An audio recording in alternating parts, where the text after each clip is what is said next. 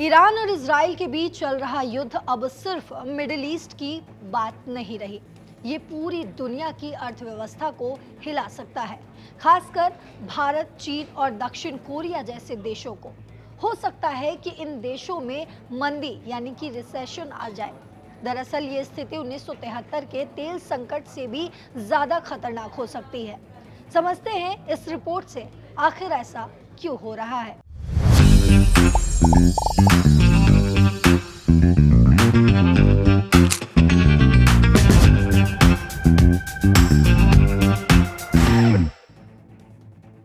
इस संकट को समझने से पहले हमें समझना होगा स्ट्रेट ऑफ हॉर्मुज क्या है।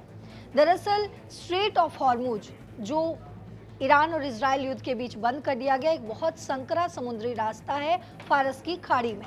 दुनिया का करीब 20% तेल इसी रास्ते से गुजरता है, यानी रोजाना 2 करोड़ बैरल तेल। अगर ये रास्ता बंद हो जाए या आधा भी बंद हो तो तेल की सप्लाई रुक जाती है।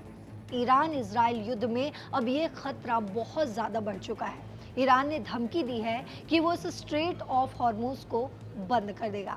इस रास्ते से निकलने वाला आधा तेल चीन, भारत, जापान और दक्षिण कोरिया को जाता है, यानी इन 4 देशों पर सबसे ज्यादा इसका असर पड़ेगा। सबसे पहले भारत की बात करते हैं। हमारा देश अपनी जरूरत का 85% तेल बाहर से खरीदता है और इनमें से बहुत सारा तेल इसी हॉर्मुज स्ट्रेट से आता है। इराक, सऊदी अरब, यूएई और कुवैत से अगर सप्लाई रुक गई तो पेट्रोल डीजल की कीमतें आसमान छू लेंगी, महंगाई बढ़ेगी, फैक्ट्रियां महंगे कच्चे तेल माल से चलेगी, सामान महंगा होगा, ट्रांसपोर्ट महंगा होने से सब कुछ प्रभावित होगा। भारत को सबसे ज्यादा इसका टेंशन है क्योंकि हमारी इकोनॉमी तेल पर बहुत ज्यादा निर्भर करती है। इसका चीन पर क्या असर होगा वो भी समझते हैं। चीन दुनिया का सबसे बड़ा तेल खरीदने वाला देश है। वो भी आधा तेल मिडिल ईस्ट से ही लेता है। चीन की फैक्ट्रियां, मशीनें, एक्सपोर्ट सब तेल पर चलती हैं। अगर तेल महंगा हुआ तो चीन का माल महंगा हो जाएगा, दुनिया में उसका एक्सपोर्ट कम हो सकता है। चीन की इकोनॉमी पहले से ही कुछ कमजोर चल रही है, ऊपर से ये झटका लगा तो मंदी आ सकती है। दक्षिण कोरिया भी इसी हाल में है। वो भी बहुत तेल आयात करता है और उसकी इंडस्ट्रीज जैसे कि कार बनाना, इलेक्ट्रॉनिक्स, एनर्जी पर ही निर्भर है। तेल की कीमतें बढ़ी तो प्रोडक्शन महंगा होगा, एक्सपोर्ट मुश्किल हो जाएंगी और इकोनॉमी डाउन हो जाएगा। अब समझते हैं कि आखिर 1973 से भी ज्यादा ये क्यों खतरनाक है।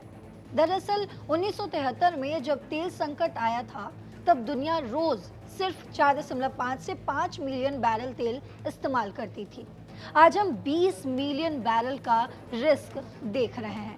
मांग बहुत ज्यादा बढ़ गया है, इसीलिए असर भी बहुत बड़ा होगा। तेल की कीमतें पहले ही $120 प्रति बैरल तक पहुंच चुकी है।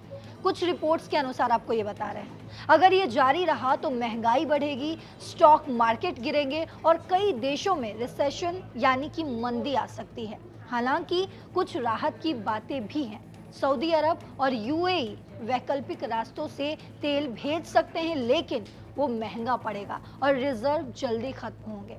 भारत रूस से ज्यादा तेल ले रहा है, लेकिन पूरा झटका सहना मुश्किल है।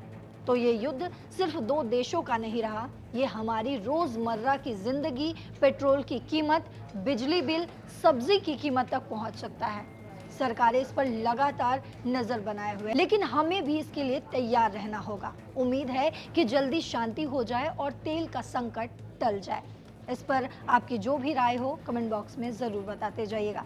फिलहाल इस रिपोर्ट में इतना ही। देश और दुनिया की बाकी खबरों के लिए देखते रहिए दैनिक जागरण। नमस्कार।